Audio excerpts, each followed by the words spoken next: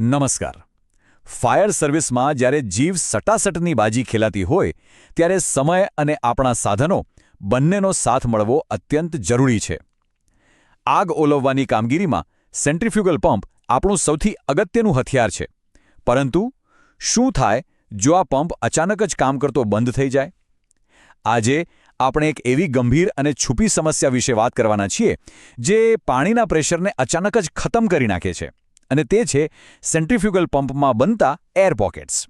આ માર્ગદર્શિકા દ્વારા આપણે આ સમસ્યાના મૂળ સુધી પહોંચીશું. તો ચાલો શરૂ કરીએ. જરા વિચારો, કલ્પના કરો કે ચારે બાજુ ભયંકર આગ લાગેલી છે, કટોકટીને પડો છે, અને બરાબર એ જ વખતે હોઝ પાઇપમાંથી પાણી આવતું અચાનક જ બંધ થઈ જાય તો?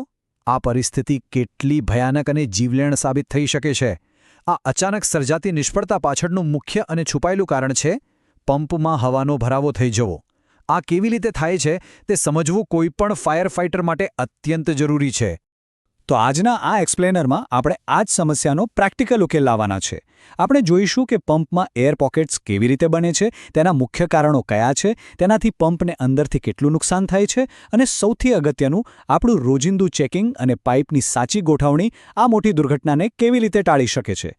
સૌથી પહેલાં તો એ સમજીએ કે આ એર પોકેટ્સ એટલે કે હવાનો ભરાવો ખરેખર છે શું, અને તે શા માટે આટલો મોટો ખતરો છે. જો આપણો સેન્ટ્રીફ્યુગલ પંપ પાણી ખેંચવા માટે અંદર એક વેક્યુમ એટલે કે શૂન્યાવકાશ ઊભો કરે છે. હવે જો સિસ્ટમમાં ક્યાંકથી પણ હવા ઘૂસી જાય તો આ એર પોકેટ અથવા એરલોક બની જાય છે, અને જેવું આ વેક્યુમ તૂટે એટલે પાણીનો પ્રવાહ ત્યાં જ અટકી જાય. સિમ્પલ ભાષામાં કહીએ તો પંપની પાણી ફેંકવાની તાકાત જ સાવ ખતમ થઈ જાય છે. તો હવે સવાલ એ થાય કે આખી સિસ્ટમમાં આ હવા અંદર ઘૂસી ક્યાંથી જાય છે? એવા કયા પોઈન્ટ્સ છે જ્યાં આપણી સિસ્ટમ થાપ ખાઈ જાય છે? આ હવા ઘૂસવાના કારણો જાણવા ખરેખર રસપ્રદ છે. ઘણીવાર સક્શન હોઝના કપલિંગ્સ બરાબર ટાઈટ ન થયા હોય, અથવા અંદર રહેલા રબરના વોશર ઘસાઈ ગયા હોય કે સુકાઈ ગયા હોય તો ત્યાંથી સીલ તૂટે છે ને હવા અંદર ખેંચાઈ જાય છે. આ સિવાય જો પંપ ચાલુ કરતા પહેલાં પ્રાઇમિંગ બરાબર ન થયું હોય, હોઝ પાઇપ પાથરતી વખતે વચ્ચે કોઈ ટેકરો રહી ગયો હોય, અથવા તો મિકેનિકલ સીલ અને ગ્લેન્ડ પેકિંગ લીક થતા હોય તો પણ સિસ્ટમ હવા ખેંચી લે છે. કહેવાનો અર્થ એ છે કે એક નાની સરખી બેદરકારી આખી સિસ્ટમ ખોટવી શકે છે. હવે આ હવા ઘૂસવાથી માત્ર પાણી જ નથી અટકતું, પંપને અંદરથી ભયંકર નુકસાન પણ થાય છે. ચાલો એના લક્ષણો ઓળખીએ. તમે બહારથી જે લક્ષણો જુઓ છો તે અંદર ચાલી રહેલી કોઈ મોટી તોડફોડનો ઇશારો હોય છે. જેમ કે પહેલું લક્ષણ છે પાણીનો પ્રવાહ સાવ અટકી જવો. આનો અર્થ છે કે પંપનું પ્રાઇમ જતું રહ્યું છે. બીજું અને બહુ જ ગંભીર લક્ષણ છે પંપમાં ભારે વાઇબ્રેશન અને અવાજ આવવો. જો આવું થાય તો સમજી લેજો કે અંદર કેવિટેશન થઈ રહ્યું છે.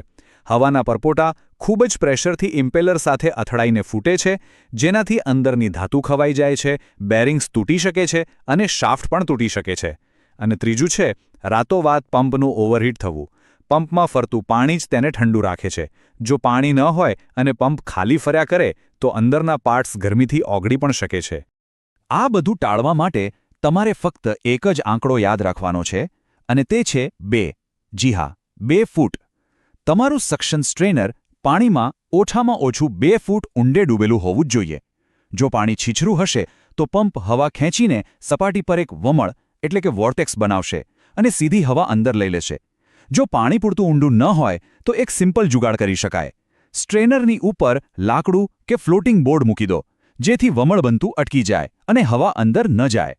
માત્ર પાણીની ઊંડાઈ જ નહીં, સક્શન ફોઝ પાઇપની ગોઠવણી એટલે કે તેની ભૂમિતિ પણ એટલી જ મહત્વની છે.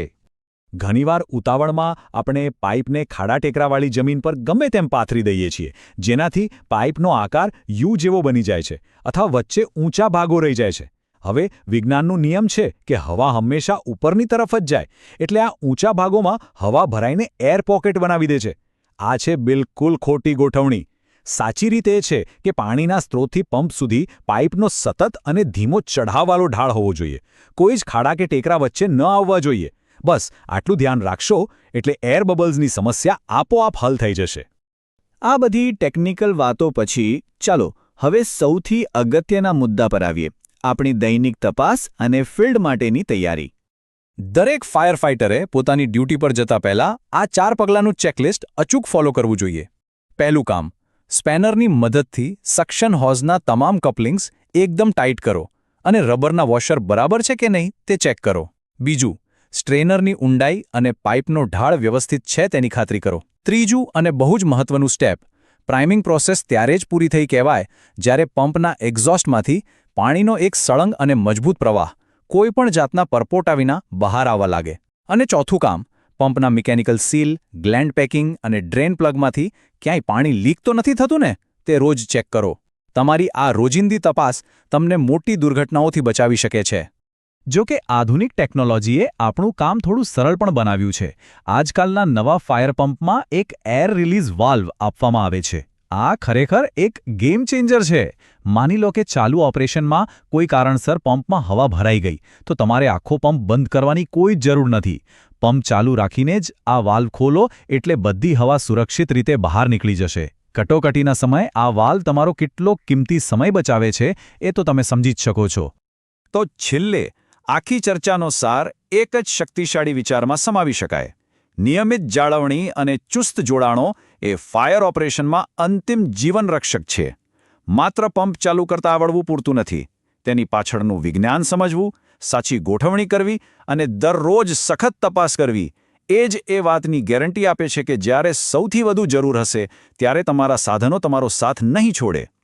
તો પોતાને એક સવાલ જરૂર પૂછજો, શું આજે ડ્યુટી પર ચડતા પહેલાં તમે તમારા સાધનોની આ રીતે ઝીણવટભરી તપાસ કરી છે ખરી?